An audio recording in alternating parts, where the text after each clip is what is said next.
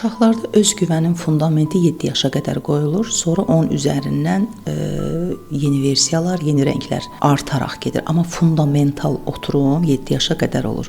Orada ən çox bizim eləyəcəyimiz məsələ uşaqda özgüvəni formalaşdırmaq üçün dinləmək, gözün içinə baxmaq, əməyə alışdırmaq. Bir də Einstein sözü var ya, məntiq insanı A-dan B-yə çatdırır. Amma xəyal gücü insanı sonsuzluğa çatdırır. Nağıllar ona görədir. Məsələn, nağılların olma səbəbi, yəni hər bir şey həmişə mümkündür.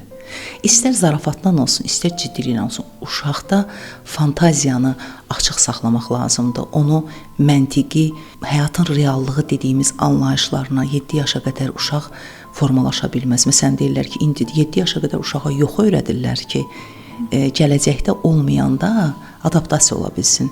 7 yaşa qədər ki, yoxu bilən uşaq artıq biləcək ki, olmayacaq. Amma uşağa hər şeyin həmişə mümkün olma, buna təvəkkül deyirlər. Təvəkkülü ata ilə ana formalaşdırır. Yəni, həmişə hər şey mümkündür, limitsizdir, nemət limitsizdir, doğrudan limitsizdir. Buna uşaq inanarsa, orada özgüvən də var, özünü ifadə eləməyi dinləməklə.